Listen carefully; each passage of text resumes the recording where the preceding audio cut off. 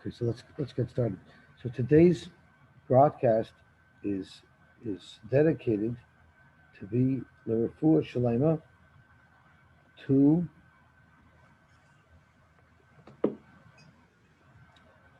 David Avram ben Masha Riva should have a refuah shalema b'kar. Today's also the yurtzeit of the Panovich Yerov. It's the Panovich Yerov's yurtzeit and it's the Gloria Lupyan's yurtzeit. So Panovich Yerov was known to say the reason why my dreams come true and others don't is because I dream when I'm awake, and most people dream when they sleep. So he was a very accomplished person. They say over a story, he was an unbelievable fundraiser. So they say over a story with the Panovich Yerov's Zatzal that he was once on a plane that was going down. They thought it was going to crash. Everybody was panicked. So without skipping a beat, he ran to the front of the plane and announced, whoever promises a huge amount of money to the Panovich Yeshiva, I promise will be saved. He had nothing to lose. and the plane survived. But my favorite story with the Panovich Rav was a story that the Rav said over a couple of years ago by Shabbos Shuvah. And he said that the Panovich Rav found himself once in South America. He was traveling the world all the time to raise money for his yeshiva. And while there, he saw notes posted on the telephone poles that there was going to be an open debate between an Orthodox rabbi and a Reform rabbi. So he thought that would be an interesting event to attend. So he was there. And they're shooting barbs back and forth at each other in their debate. The emes usually triumphs. So in fact, the tightness that the Orthodox rabbi was saying was winning, and the Reform rabbi found himself on the ropes until the Reform rabbi turns to the Orthodox rabbi and says, Rabbi, wasn't that you I saw drive up to McDonald's last Shabbos and go in and order a cheeseburger? I'm sure those weren't the exact parameters, but something to that effect. And the rabbi turned red. The Orthodox rabbi turned red like a tomato. He was so embarrassed, and he couldn't answer. So the Reform rabbi says, "You see, Orthodoxy is just a tool for you to make yourself feel more righteous than the rest of the world. But you're full of baloney. You're the same as everybody else.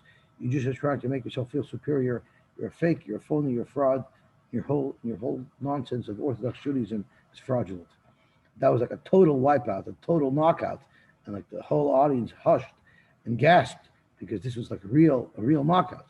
So the Panovich Rav gets up and says, "This is an open debate. Would it be okay if I say something?" So the Reform rabbi said, "Sure, by all means. This is an open debate." So he turns to the Reform rabbi and he asks him, "Reform rabbi, do you drive on Shabbos?" So the Reform rabbi says, "Of course I do, and I'm proud of it. I'm not going to subject myself to these antiquated laws that have no relevance to today's times. And how about kosher? Do you eat kosher?" He says, "No, nonsense. I eat in any restaurant. Those old, restrictive, archaic laws, they're not relevant today, and I'm proud of it." So then the Panovich Rav turns to the audience and says, "And that's the difference. Sure, Orthodox rabbis do averos, but look at what happened to the Orthodox rabbi when he got confronted with his averos. He turned red like a beet. He was so embarrassed. He couldn't even respond. Yet this rabbi is proud of all his averos. And it says in the Pasuk, if your averos make you red and you're embarrassed from them, then you could do tshuva to become white. Only then will they be nimchal by the Rebbeinu Shalom." So he says, yes, of course, Orthodox people do averos, many averos, but it hurts us and it bothers us, and we want to come back to the Rebbeinu Shalom. And that's why we remain Yidden. You're proud of your averos. If you're proud of your averos, there's no hope for you ever to come back. And he sort of won the debate in the other direction. But that was the Panovich Rav. Okay, let's see the Heilige Mishnah. My Rovin b'demai, you're allowed to use for your Erev Tchumen, you're allowed to use demai. Morgan. V'maiser Rishon, and you're allowed to use Maiser Rishon, shenot la Trumasai, whose truma was taken off. Now the halacha is after a person has processed his produce, what he has to do is he has to take off first his truma, and that's 1/50th typically, and then after he takes off truma, then he takes off 1/10, which will be for Ma'aser Rishon. Now let's think about it. If you take off the truma first, and then you only take 1/10 of the remaining tefua, that Ma'aser is going to be less than if I took off the Ma'aser first before I took off the truma, because I'm taking 1/10 of a larger quantity. So the halacha is that you take first off truma, and then you take Ma'aser. So the kohen has first dibs to it, and then comes the Levi. So the halacha is, after the Levi gets his 10% and gets his Ma'aser, he then has to also take off some of his Ma'aser and also give it to the kohen. That's called Trumas Ma'aser. So the halacha is, you could make an Eruv with the Mai, which is produce of an Amaretz, and we're not sure, with your abundant it's a suffix, if he took off his Ma'aser. Uva Ma'aser Rishon shenata Trumasai. If you have Ma'aser Rishon, it really belongs to the Levi, and the Levi has already separated Trumas Ma'aser from it, so there's no Isser Misa on it, so you're technically allowed to eat it, it's just the money of the Levi. Those two products you're allowed to use to make your Erev Tchum. And Ma'aser Sheni v'Hekdesh Sheniftu. You're not allowed to eat Ma'aser Sheni unless in Yerushalayim. So if you had Ma'aser Sheni in Yerushalayim and you redeemed them, now the Ma'aser Sheni became Chulin. So that Chulin you're allowed to use for your Erev Tchum. And the same thing is Hekdesh. You're not allowed to use Hekdesh, but once you're paid it, you're allowed to use it. Well, why should you not? What should be the Havamid? Right. So the Gemara is going to ask, what is the Chiddush? Ma'aser Sheni and Hekdesh Sheniftu is Chulin.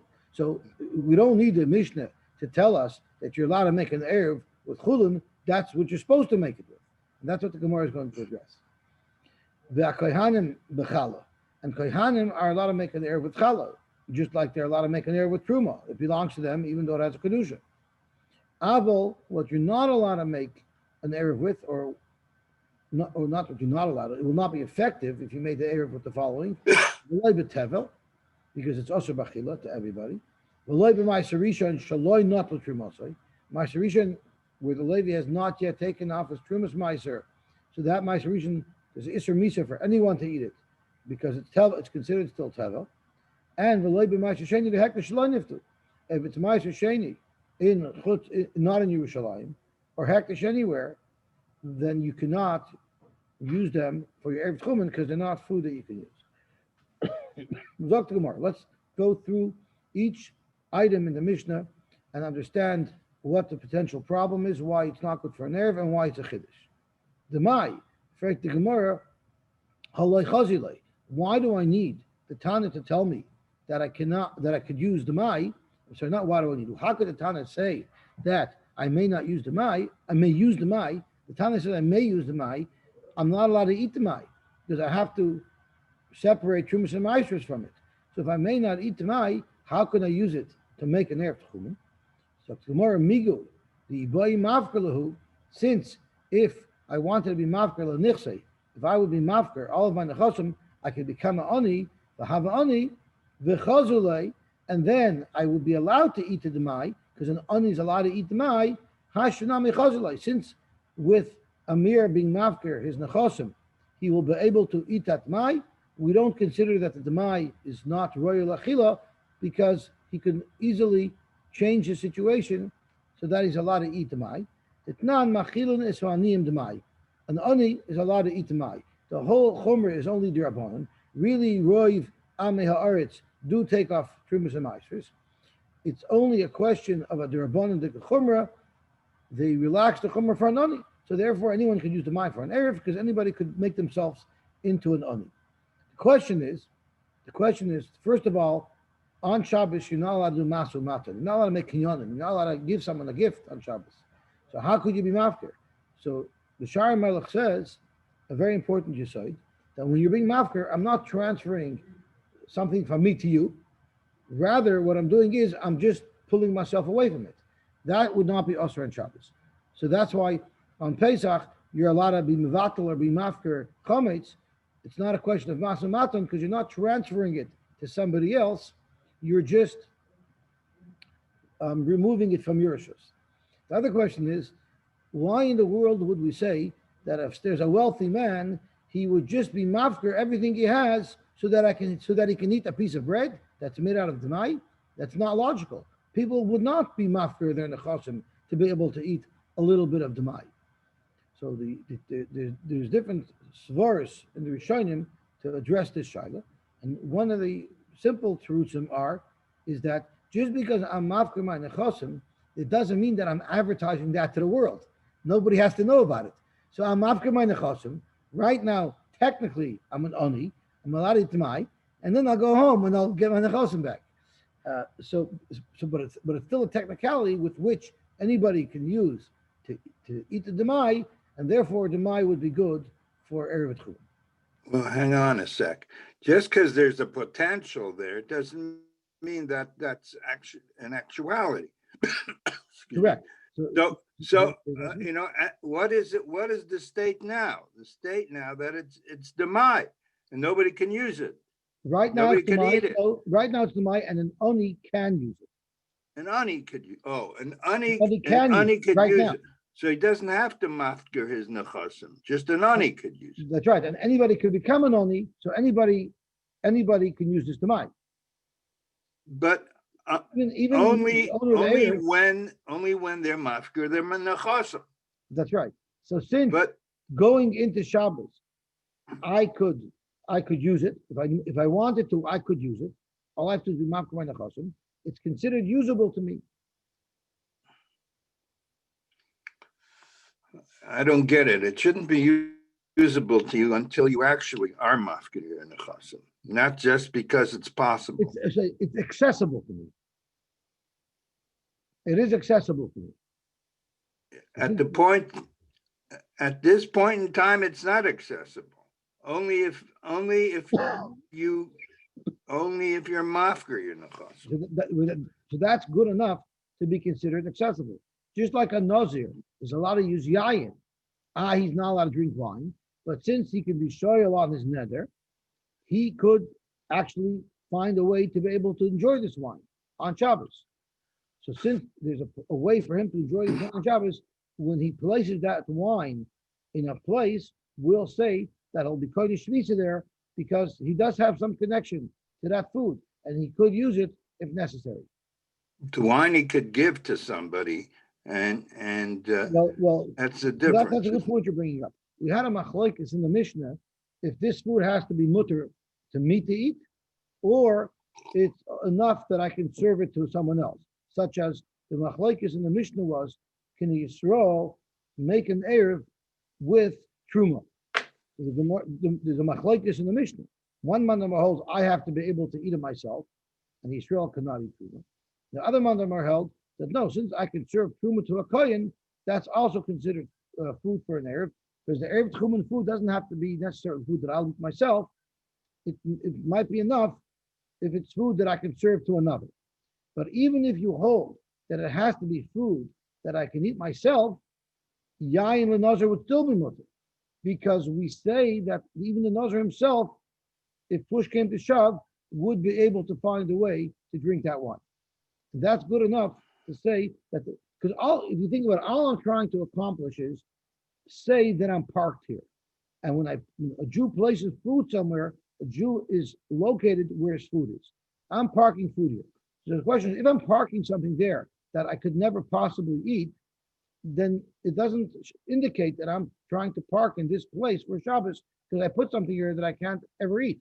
But if I put something into this place that I could arrange to eat if I wanted to, so we say it's considered that you've parked in this location. So it's enough. All we're looking for is a food item that we would say by placing it, you've declared that this is where I plan to be for Shabbos. And any food that I could access is enough to say that if I placed it there for Shabbos, that I intend to be there for Shabbos. But that's what the Mishnah says. I mean, I can't eat it now, but that's what the Mishnah says. These things are, if I could eventually access it through some means, that's good enough to say that I parked my food. Okay, so we're all at the bottom of Lamed Aleph and Lamed Aleph, and we just learned that an ani, someone who's an ani, may eat the mai, and therefore anyone can use the mai to make an erev tchum. So now we'll turn over the Amid to Amid Beis. Vesachsanya the mai. Now achsanya sounds so benign. If you have a guest, you can serve him the mai. But this guest is guest that's not welcome. The type of guest that you could serve the mai are guests that you'd rather not have. And Rashi says they're chayolos malchei Yisrael. They're the armies of Jewish kings that shematilan oisin al b'nei her lezoinon. The kingdom says that this army now is going to park in your community, and you're going to support this entire battalion. So it puts a tremendous stress on the residents that they now have to support a battalion of soldiers. Therefore, we treat the soldiers like aniyim, and they're not in their own homes, and the food that the government mandates you to give these people, these soldiers, you're allowed to give them the money. Omer Afuna, Tana, Beishamai would actually disagree with our Mishnah, because Beishamai says, Ein machilin es aniyim d'mai. Beishamai held an ani was not allowed to eat d'mai. The Gzera included aniyim. Machilin es aniyim d'mai. So there are those who ask, why is it relevant to know Beishamai's shita? Our Mishnah Paskins clearly that machilin es aniyim d'mai, because otherwise you wouldn't be able to use it for an error. So the Rishonim say it's so that if you run into a halacha that says you cannot use the mai for an erev, you don't have to worry about it because you can assume that was Beis Shammai talking. And since we know we hold like Beis Hillel, we're allowed to use the mai for an erev tchum. Zok to Gemara about it. The Ma'aser Rishon should not love trumasa. So the Ma'aser Rishon should not trumasa. That's a Ma'aser that you're allowed to use. You're allowed to use for Eruvin Tchumen. Frank more Pshita, why should you not be able to? Ma'aser Rishon was given to a Levi. When the Levi gets it, it's considered Teva.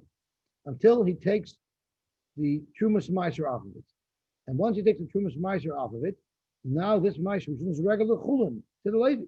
So why do I need a Mishnah to tell me something that virtually is regular Chulin, that you can use it for an Erev Tchumen? That's Pashut.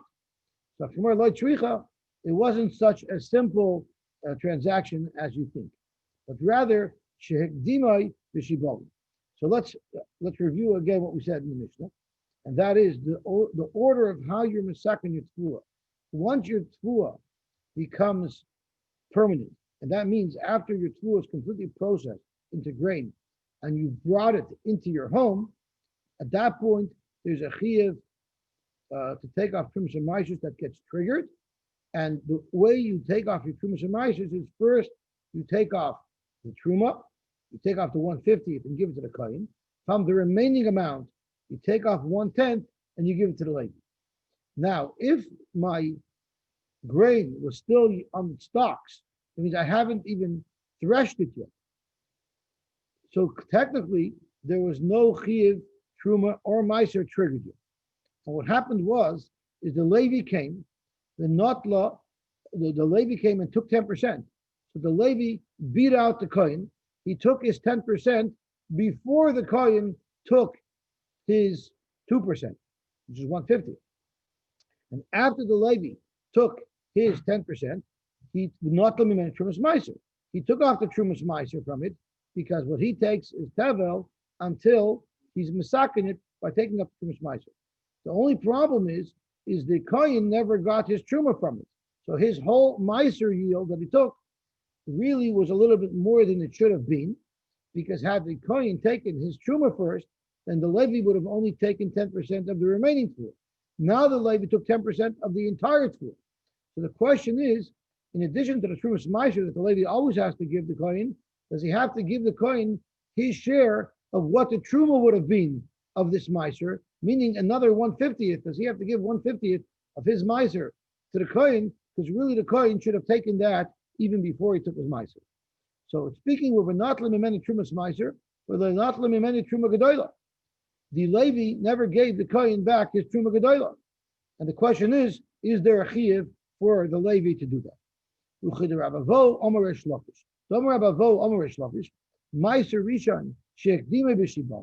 If the Levi went and seized the Meiser Rishon, even before the Kohen had a chance to take Truma, so now the Kohen is losing out his 1/50th, his 2% of whatever the Levi took. Potter mi Truma Gedolah. The Levi does not have to separate that 2% and give it to the Kohen. He's potter. And we have a pasuk to tell us that. Shenamar, it says, referring to the Meiser that the Levi receives from the Yisrael. Trumas Hashem Meiser bin Meiser. The Levi has to take off 10% of what he received and give it to the Kohen. So the pasuk says very clearly, Meiser min Meiser. So the Gemara darshans, Meiser min Meiser or Martila. All the Torah mandates that the Levi contribute to the Kohen from his share is Meiser min Meiser. The loy Truma Gedolah Trumas Meiser min Meiser. The Torah never mandates that the Levi should give two different gifts to the Kohen. The Torah only mandates one gift to the Kohen, and that's Meiser. And since he took his original Meiser before the Kohen got a Truma, it's too bad for the Kohen. The Kohen cannot do anything about it because the Torah clearly says that all we're going to ask the Levi to contribute to the Kohen is the Meiser and the Meiser. We're not going to ask him to contribute the Truma that should have originally been removed from the Tvua before he took it. Once you're going to tell me that before the actual chiyuv of Truma gets triggered when you bring it into your home, the Levi can get away with taking Meiser first, well, then afilu haftimu b'kri nami. Why do we only say that if the Levi took his Meiser at such an early stage when it was still in stocks, only there does he not have to give the Kohen Truma Gedolah?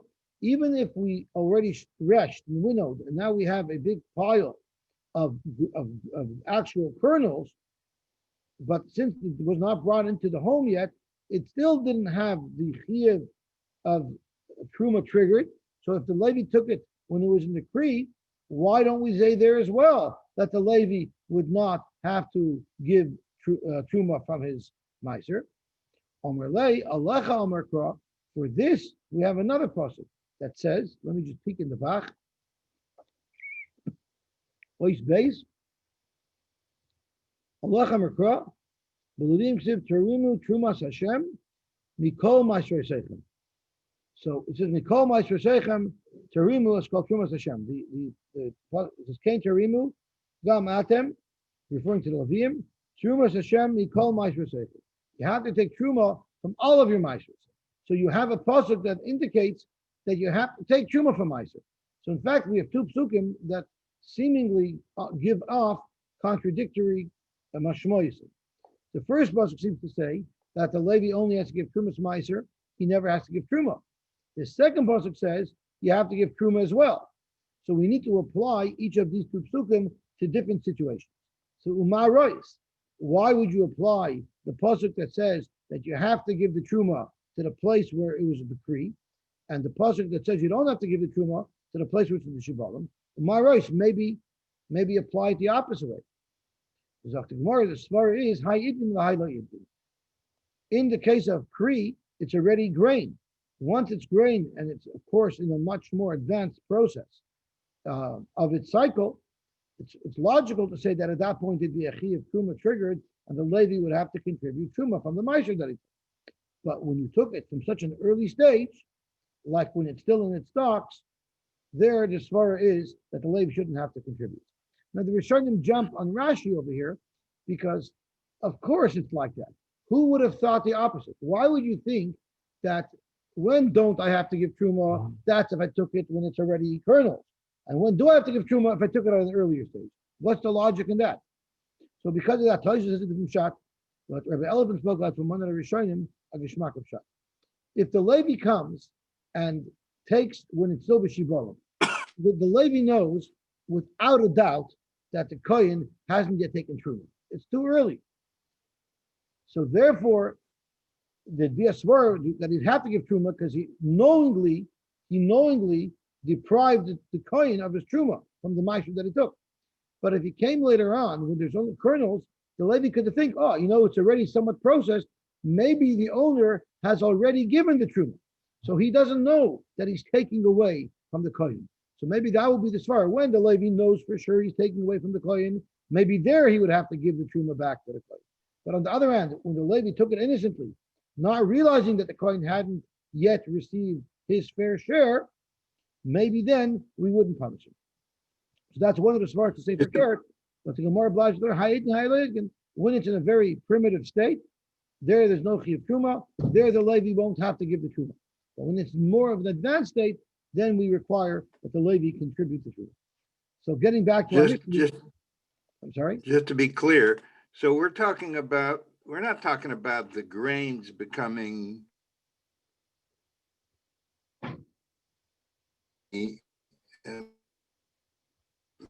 the grain, the shibolim becoming the edible food yet, right? If you put a challah, two challahs, you can't actually use the grain. You can't actually out of use until it's processed. Like for the Erev Tchumen, it has to be edible food. So raw grain wouldn't be good until it's processed into flour and cooked into. Or no, it could be roasted into koli. It has to be something that people normally eat. So once the Levi got it, he had to have processed. Yeah, he had to have prepared it. Okay. We're just talking about the origins, the ingredients of the dish. Right, origins. Okay, gotcha. Where he got it from. Yeah. But of course, raw kernels. He couldn't just put raw kernels down as a zera. He would have had to made it into some type of food. Right. Okay. Okay. Excellent. So going back to the Mishnah, when the Mishnah says the halacha that you're allowed to use ma'aser rishon shenatlat trumasa for an erev, the chiddush of that is, even though no truma was ever taken off from this ma'aser, because the Levi took the ma'aser early, since the Levi gave trumas ma'aser and only trumas ma'aser, and not truma gedola, it's still not tevel, it's still good, and therefore you're allowed to use it for your erev tchumen. The next halach in the Mishnah is ma'aser sheni v'hektish shenifti. You redeemed your ma'aser sheni, you redeemed your hektish. And David asked right in the Mishnah, that's chulin. Why do I need the Tana of the Mishnah to tell me a chiddush that chulin you can use for an erev tchumen? Pshita. So tomorrow loy tzricha shenasan as a keren v'loy nasan as a chaymish. When you're paid to your own ma'aser sheni or your own hektish, you have to pay the value of what it is, and you have to add 20%. So if my ma'aser sheni is worth $100, I have to put $120 into the ma'aser sheni kitty. So what happens if I only put $100 into that kitty that I was going to dedicate to ma'aser sheni, and this cash that I put aside, of course, I'm going to take to Yerushalayim with me, and I'm going to buy food in Yerushalayim. But I didn't give 120%. I only gave 100% of the value of the pears. So I didn't point it the way I was supposed to. By adding the chaimish, I just was pointed for its equivalent value. So you might think that redemption is not valid, it's not tender, and therefore the pears remain ma'aser sheni. But kamash malom, the eina chaimish ma'akir. So here in Eruvin, the Tana decided to teach us a chiddush in Hilchos Pidyon ma'aser sheni. And that is that even if you didn't give the chaimish, you should know that you've effectively redeemed your ma'aser sheni, and it's considered chulin. Sure, you have to still give that extra chaimish, but it doesn't take away from the fact that you properly redeemed your ma'aser sheni. The 20%, I believe it's a deraisa. Remind me, what percentage? I think this is the Yosy Chamisha Shalom. It's 20%. It's 1/5. So Chaim Tzvi is asking, if it's a deraisa, why is it that it's not ma'akiv? So there must be psukim that they learn that it's not ma'akiv. Our Mishnah is telling us as an aside, in Hilchos Eruvin, the Tana decided to give us a bonus piece of information that whenever you apply the ma'aser sheni, if you don't give your chaimish, it's still going to be a good pigeon. How much do you have to give from it? How much do you have to give? Let's say you have $100 worth of payers, you have to set aside $120 to redeem it. No, before that. Ma'aser sheni consists of what? I think it's 10%. Ma'aser by definition is 10%. Right, right. So Meiser Sheni is 10%. Okay. So I'm not sure how it works. So you have your mass of produce. You take off 2%, you give it to the Kohen. You take off 10%, you give it to the Levi. And then you take off another 10% and either give it to the Ani or make it Meiser Sheni. So is that 10% taken off simultaneously with the Levi? So it's the same amount that you're giving to the Levi? Or you take 10% off what's remaining after you gave it to the Levi? I'm not sure how that works. We would need a Talmud Chacham to answer that question.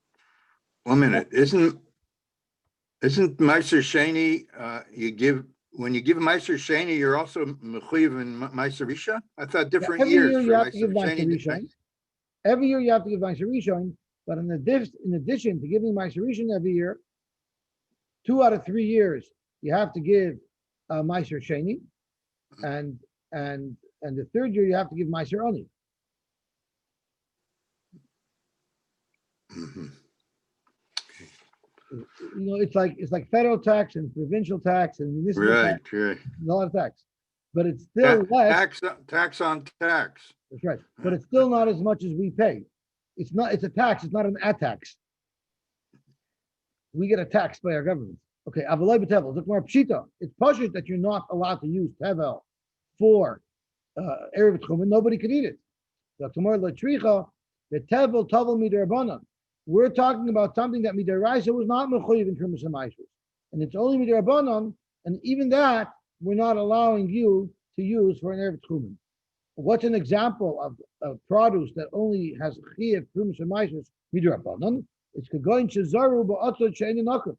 You grew things hydroponically. You grew them in a flower pot that had no hole in it, so it was not nourishing at all from the ground.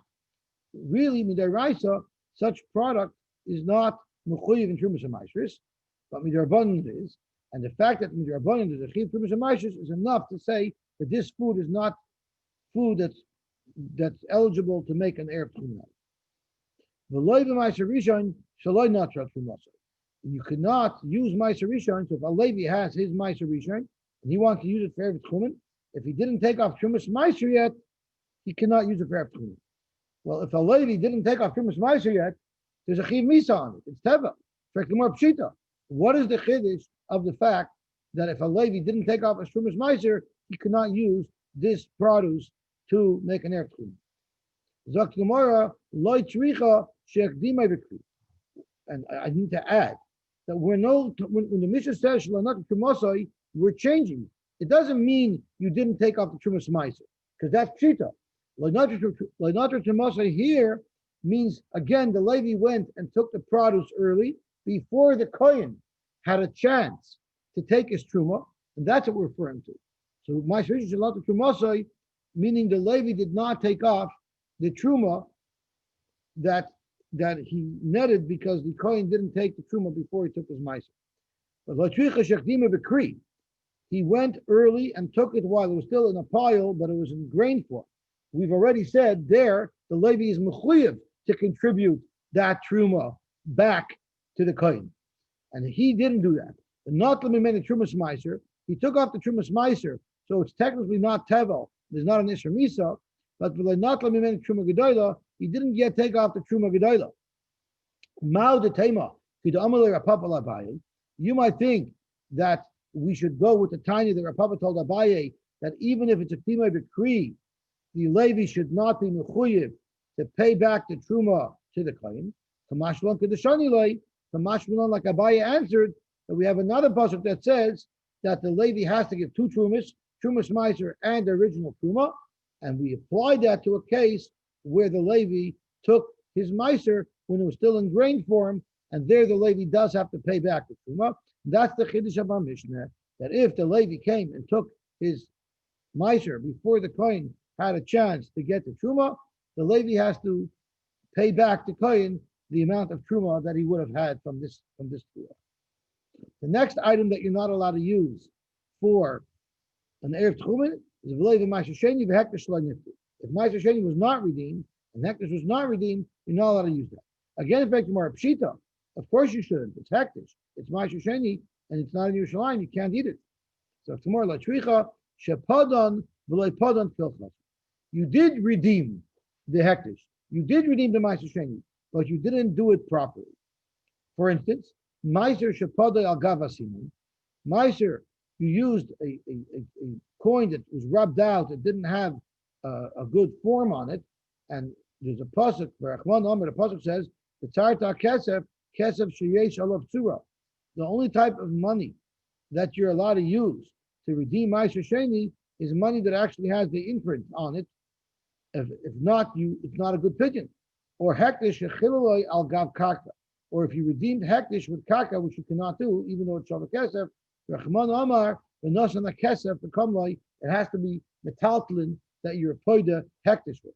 So again, we have a Tan in Eruvin that's expressing his opinion on items that have nothing to do with Eruvin. He's teaching us a Chiddush in Hilchas Pigeon, that when you're poida Meiser, if you don't poida it with the proper type of coin, the pigeon is not valid. And if you're poida Hektish and you're not poida it with in the proper way, like you use Karka, your pigeon is not valid. Now we're on to a new sugya of Shlichus. Hashilayach Eruvin b'yat cheresh shoyte v'kot. Now, when you're trying to make Erev Tchumen, you don't want to be in the place of Erev on Erev Shabbos, ideally, because you want to travel from where you are 4,000 amas. So you don't want to be there in the center of your radius and travel 2,000 amas. You want to be on the other end of your radius to travel 4,000 amas. But the problem is, how could you be Kohen Shvisa 2,000 amas away if you're not there? So that's what Erev Tchumen is. You place your food there. But you can't do it. If you do it, then you're there. The whole idea is you're going to send it with somebody else to do that for you, right? So who can you send it with? Yeah, you could do that, right? And that's one way of doing it. But another more convenient way is to say, if you're going anyway, could you do me a favor and put my Erev there? This way, it saves me the trip. So who are you allowed to send it, and how do you send it? So Zok the Mishnah, Hashileach Eruvin b'yat cheresh shoyte v'katan. You sent your Erev with somebody who's not Mechliv in mitzvahs. A cheresh is someone who can't hear or can't speak. Shoyte and a cotton. Oy b'yad misha eino moide be'erev. Or in the hands of somebody who doesn't believe in the whole concept of Erev. And the Gemara is going to tell us that just means a goy who has no chiv in Erev. It's referring to a kuti. And a kuti, the Mishnah holds, are gerei arayos. They didn't sincerely convert. They converted because they were afraid of lions. So they have the status of goy. So if you used any one of these people, Eino Erev, your Erev is not a good Erev. But Vim Omar La'achar L'Kabel Mimenu, if I sent it with a Cheresh Shoyte V'Katan or a Goy, but someone was at the hotel where I wanted to place my Erev, a Jewish person there, I called him and said, Yankel, I'm going to be sending some food with this Cheresh Shoyte V'Katan or Kusi. Can you please accept it from them and place it for me, and you make my Erev for me?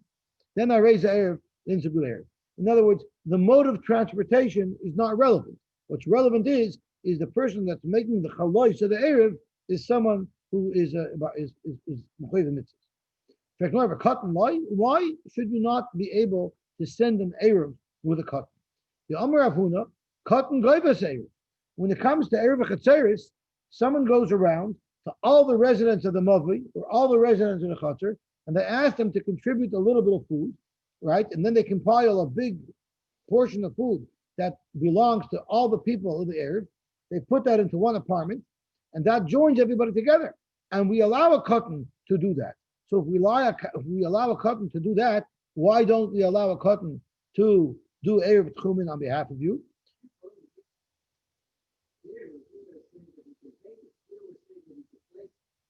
So I think you're saying exactly what the Gemara's teretz is. Zok Gemara Lokasha kan be'eruv tchumen kan be'eruv chatzeres. So Chaim Tzvi wants to say pshat that by Erev Tchumen I could place it, meaning I'm doing like a chalois. I'm putting down the Erev Tchumen and I'm making a chalois. I'm doing something that has a halachic repercussion. That you have to be a gadol, a bar mitzvah for.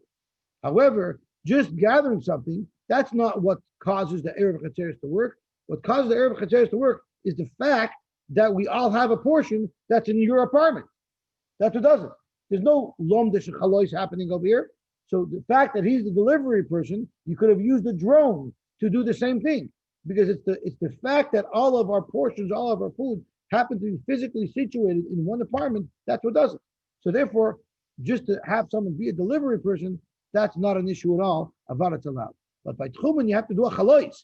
You have to admit, you have to be kind of shvisa for somebody. For that, you have to be a gadol. I think that's what Chaim Tzvi meant, right? Right.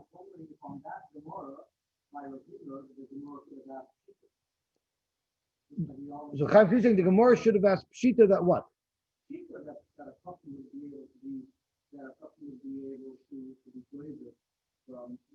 You want to know in the sugi of Erev Chetzeris, why didn't the Gemara ask Pshita? So the reason why it's not Pshita is there's a lot of rate on here. We're about to get to the next Gemara. There's a question of Ne'emonos. Is the cotton going to do it properly? And Tosfos actually learns the Gemara differently than Rashi, and he holds there's a question of Ne'emonos. Can you rely that the cotton's actually going to do it properly?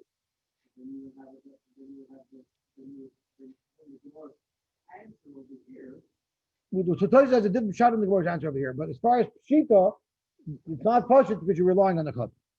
So let's see what else. You're allowed to also send it with someone who's not moide in Erev. Man Amar B'chista Kusoi, a guy. Zok the Gemara. But if at the point of where you were going to place the Erev, you told the cotton, give it to this adult, give it to Yankel, the adult, and the adult is going to make the Erev, then you're good.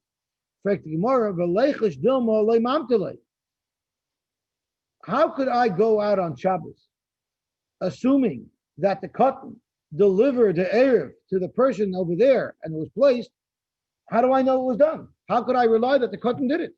I didn't go check. I'm back at my source. Zok the Gemara, like Rab Chisda said, the only way you could rely on the cotton to have placed your Erev if you're actually seeing him.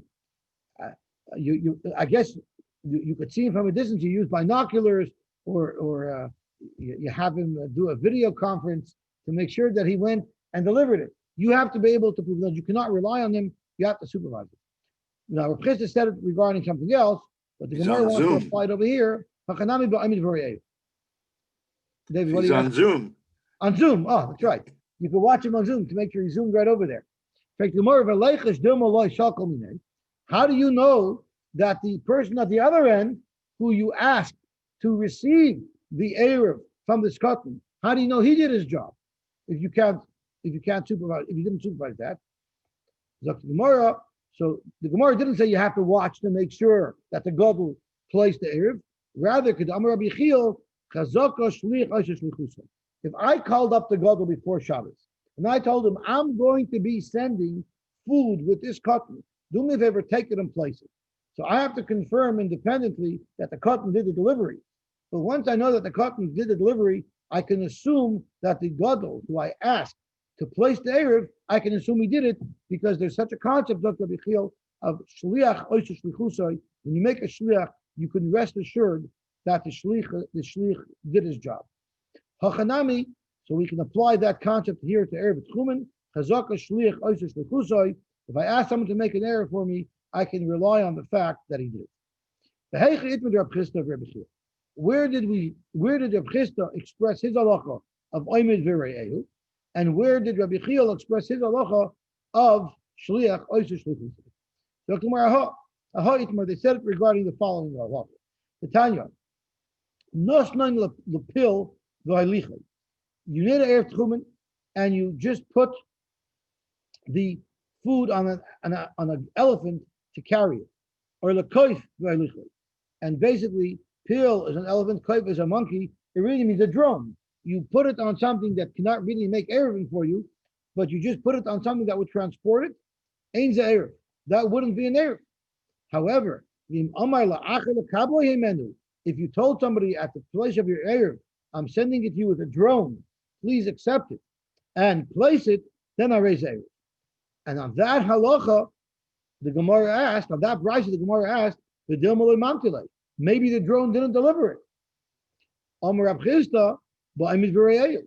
No, it's speaking where the person who sent that drone was able to independently verify that the job was done. So you're not relying on the unreliable pill or kite. Rather, you're verifying that it reached its destination. In fact, more of a but maybe the person receiving the Erev isn't going to place the Erev. He's not going to accept his responsibility to place the Erev. Once you make a deal and ask someone to make an Erev for you, you can assume he'll do it. You don't have to worry that he did it.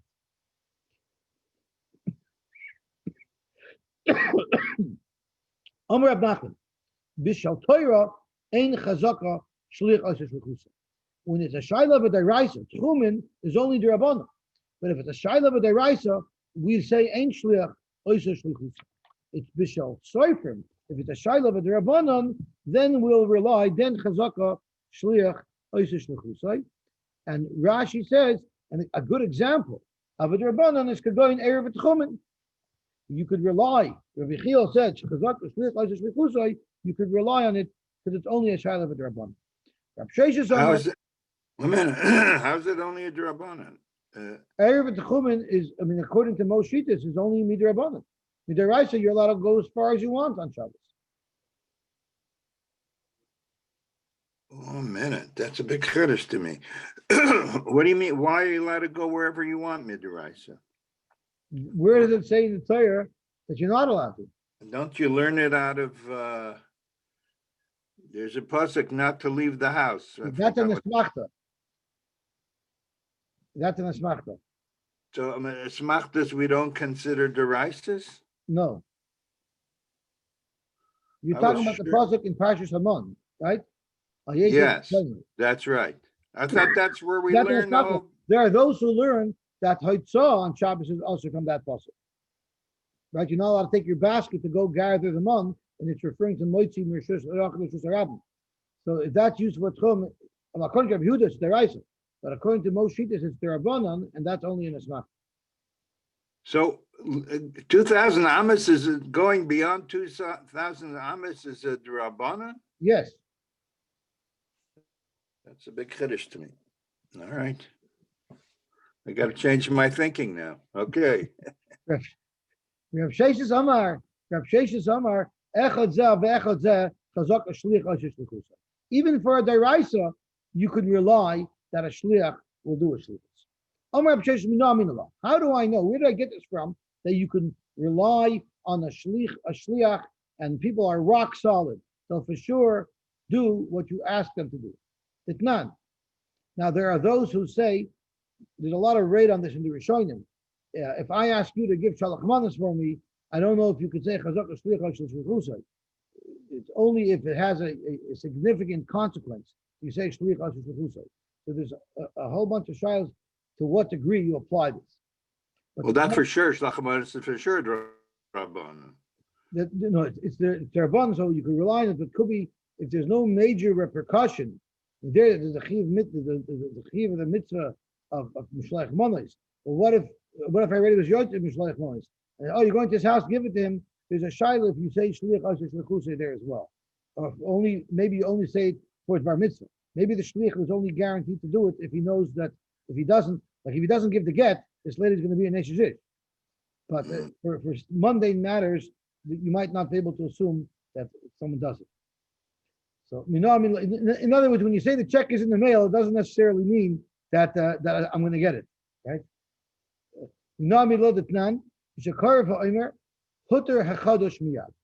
halacha is on the first day of Cholamoid in Eretz Yisrael, which to us is the second day of Yom Tov, they brought the korban. People did not eat. The Rashi, you were not allowed to eat from the winter wheat until after the korban ha'omer was brought in the Beis Hamikdash on the first day of Cholamoid, which to us is the second day of Yom. And the halacha is Mishakar v'omer huter hachadash miyad. All the people had their new crop that they wanted to enjoy fresh wheat from. They were not allowed to eat it until they verified that the korban ha'omer was already brought in the Beis Hamikdash, and that now is matter al. What about varachayim? What if you can't verify?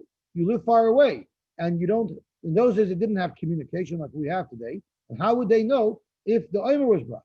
So the halacha is mutarin mechatzois hayoim ve'elach. They can assume that by noontime, by chatzois, the korban Omer would have been brought. Even though technically the korban Omer can be brought all day long. But they can assume that it was already brought by noon. It's an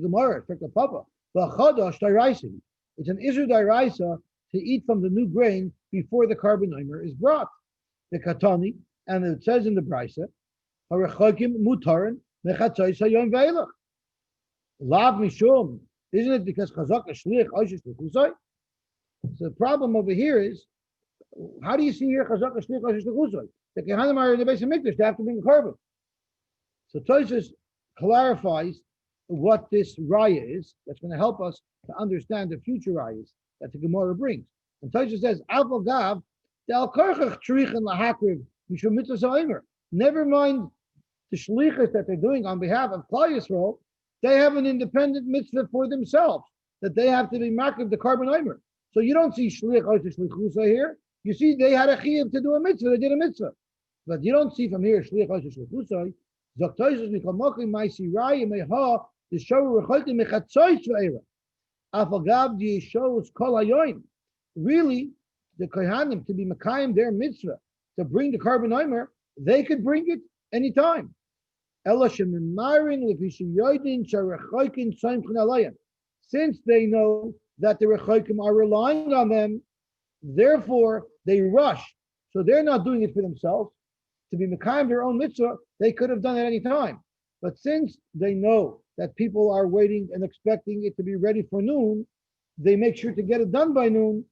That's from there is where the Gemara is bringing the raya that chazak shliach hashish l'chusay. Because the fact that they're done by noon is definitely not because of their own mitzvah. It's definitely because of their responsibility to the tzibur that's relying on them to bring the carbon omer by a certain time so that they can use their new tfuah by noon. Zog to Gemara weiter. Rav Nachman, who says that by the deraisa you don't say shliach hashish l'chusay, how does he explain the fact that the rechokim can use their new wheat mechatzos hayom ve'elach? If you learn the brisa there, the brisa tells why. The brisa says because the people who live far away know she'ain bezdin misatrin boy. They're not relying on the shliach; they're relying on bezdin. Bezdin is there to make sure that the kohanim will be makriv the carbon omer on time, and that's why you're believed. But generally, if it's just a shliach, you don't have a raya from this brisa that you're believed. There are those that Rav Nachman actually used the same brisa to prove his point that shliach eino shlichusa by the brisa. You know, I mean, how do they know that? The Katani time with the brisa says the only reason why the rechokim are allowed to eat the new wheat from chatzois is lefishiyot and chain bezdin misatlim boy. So we can be medayik. Bezdin hu deloy misatlim boy. Bezdin will make sure that the carbon omer was brought by noon. Hashliach, it was merely a shliach without bezdin, then misatlim boy. We would have to be concerned that he would do it at the last minute and he wouldn't have brought the carbon omer by noon. So you have a raya, in fact, that shliach eino shliach l'chusay from this very same brisa. Rab Sheshes Amalach bezdin at palga de yoyma shliach kula yoyma. Bezdin will make sure that it's brought by noontime, but the shliach is still believed for the whole day. Let's see Rashi. Shliach kula yoyma notre umechimata leorta by nighttime samchin alei. So the way Rav Sheshes learns is that you're right. The fact that it's at noon doesn't show shliach hashish l'chusa, but the fact that at the end of the day we know it's done even without bezdin, that still would demonstrate shliach hashish l'chusa. So again, I might not have a raya from this brisa, but you cannot bring me a raya that you don't rely on the shliach. Yes, in fact, you're right. In this case, they're relying on bezdin, but that doesn't mean otherwise you wouldn't rely on the shliach. If we were only relying on the shliach, then you'd only be able to eat the new wheat at the end of the day, because the shliach has a chazakah that'll fulfill a shliach for the end of the day. But the fact that we allow people to use the new wheat earlier, that's not relying on shliach. You're right. That's relying on the bezdin making sure that happens. I'm going to bring you another raya that's shliach osher shliach. Tiknat the Tanya isha sheyesh leida iziva.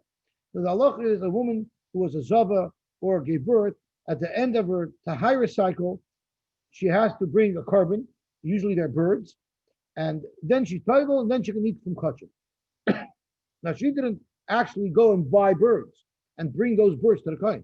What she would do is she would put money into a certain pushkin that they had in the Beis Hamikdash. There was a pushkin in the Beis Hamikdash that was made for birds, and anybody who had to bring a carbon that was birds They just put the proper amount of money in the pushka, and then the attendant at the Beis Hamikdash would take that money and make sure, based on the amount of money there, he knew how many sets of birds he had to bring. And at the end of the day, they made sure that they used all that money in that pushka to be makriv all the birds on behalf of all the women who put the money there. That was called contactless karbonos. It was a social distancing way of bringing karbonos. You put your money in the pushka, and then they took it and they knew what to bring. So the halacha is, she brings money. When they send us b'shayfer, she puts it in the pushka, and then at the end of the day, she can assume that the karbonos were brought on her behalf. With toivelis, she could toivel, but chelas b'kachim la'erev, and then at night she could eat kachim. How could she rely on that? Maybe they didn't do their job. My timer. The only reason why she could be so sure that the karbonos were brought to her, wouldn't this prove that she could rely on the shliach? So it proves my point, Dr. Sheshes, and this is a shayla v'deraisa. Rav Nachman says from there you can't be the raya. Hasam kidir Rav Shmaya. Rav Shmaya, chazaka ein bezdin shel kayanim oimdim misham at sheyichlu sheyichalu kol ma'ishu b'sayfer. There, they had specially appointed a supervisory bezdin of kayanim not to let them finish for the day until every single carbon oifis that had to be brought was brought. So Vaita, you're not relying on chazak ashliach ashlichuzoi. To the contrary, you're relying on a special supervisory board that was appointed to make sure it happens.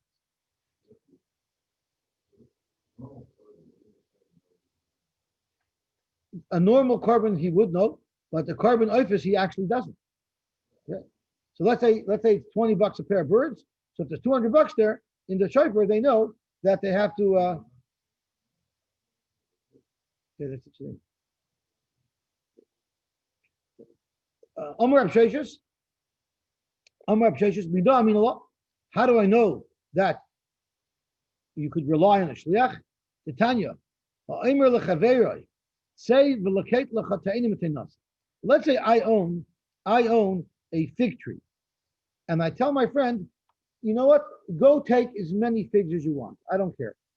Now, I have no idea how many you're taking, so it's not likely that I would take trumas and maishas to clear what you're removing because I have no idea how much you're removing. How could I possibly take meiser to be masakin, the figs that you're going to take, if I have no idea how many you're taking? So therefore, if someone does that, the person who took these teinim could only eat arai, because once he took that into his house and he made it a kviyistek achila, then he's mechuyev to take trumas and maishras. So until the chiyuv gets triggered, until the chiyuv trumas and maishras get triggered, oichel men arai, he can eat from these fruits arai because that you're allowed to do even before trumas and maishras. But uma'asin vadai, once you want to take them into your house and use them properly, then you have to take off trumas and maishras, and not misopik. You have to take off trumas and maishras vadai because you can be sure that these pairs are tevel. But what if I didn't say just go take as many te'enim as you want? I gave you a basket that I know exactly how big it is, and I told you, Malay loch kol kalazet te'enim eteinasi. Help yourself to this basket full of te'enim. Now I already know how many te'enim you're taking. So now there's a certain assumption that a chaver is not going to be moitzi, he's not going to let anything leave his rishos if it's not masukin. So there you say, oichel min ayai, you're allowed to eat them before you bring derech arai before you convey them in your house, and you ask them to buy. But now you can't be so sure anymore that it's tevel. It might only be a suffix because maybe the person who let you take it took off trumas and maishras for it because he knew how much you took. When do you have to take off meiser from these pairs? And you have to be concerned that maybe the person who gave it to you did not take off trumas and maishras. That's if you took it from an amoritz. But if a Talmud Chacham gave it to you, then you can eat these pairs. You don't take meiser because you can be 100% sure that the owner of the tree, who was a Talmud Chacham, for sure took off trumas and maishras. Divrei Rebbe. That's what Rebbe said. Rabbi Shimon Gamliel, who happened to be the father of Rebbe, said exactly the opposite. Omer b'medavar mamurim b'ma'aretz. By Nama'aretz, you can assume he took off. By Nama'aretz, it'll be a suffix.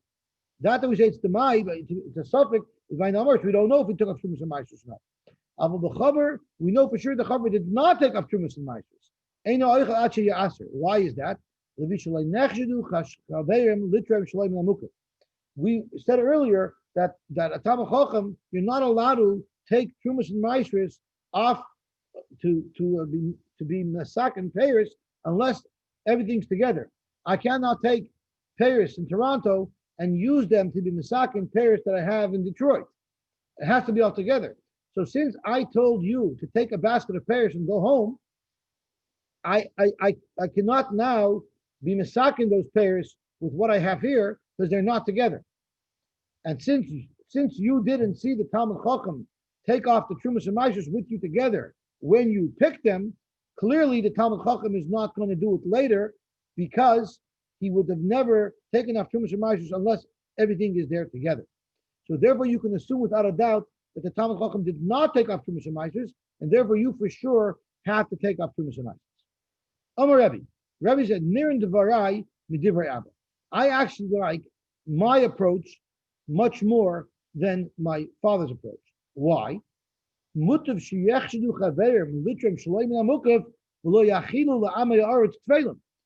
saying that the Talmid Chacham is very concerned that someone who takes the fruit from his property shouldn't eat teva. So he'll look away from the isser of Torah Shleim Amukov to protect somebody from eating teva. My father is saying that the Talmid Chacham is so strict about Shleim Amukov that he's not going to be concerned that this Amoris might eat teva. So I like my pshat better because my pshat is showing that the Talmid Chacham is more concerned to stop Yener from doing the Aveira. So Zok the Gemara, Atkan like Pligi, what is the machlokes between Rebbe and Reb Shimon ben Gamliel? El Demar Sover Nechshedu, Umar Sover Loy Nechshedu. Rebbe felt that a Talmid Chacham will be turned Shalom min Amukav to save an Amoritz from potentially eating teva. And Reb Shimon ben Gamliel had Loy Nechshedu. No, the Talmid Chacham would never do that. He would never be turned Shalom min Amukav. Aval Kula Alma. If it wasn't for the problem of term Shalom and Amukif, Rabbi Shimon ben Gamliel would also have agreed that the Talmid Chacham would surely have taken off Truma to protect the Ama Oretz from eating Tevel. So this is alone a raya that Shliach Oisha Shlichusai. Here we have a question of a deraisa. It's expected that the Talmid Chacham will take off the Trumas and Maasros, and everybody holds that Avada they would do it, unless there's a pressing reason. So you have a raya, Chazaka Shliach, Oisa Shlichusai. That's Gemara. Rav Nachman, you don't have a raya. Hasam could you have a Chanina Chuzah, Damar Rab Chanina Chuzah, Chazakahu Al Chavar, She'eni Mochi Davar, She'eni Mesuk Mutakas Yadai. This isn't simply a Shliach Oisa Shlichusai. This is a special Chazaka that a Talmid Chacham would never allow something to leave his property, his possession, his control, unless it's Mesukin. This is a much greater chazaka than just your standard chazaka shliach oishes shlichusai, and you cannot rely on it. I think we should stop here. Yeah. Right. Oh, so there was a lot of controversy. We started at 6.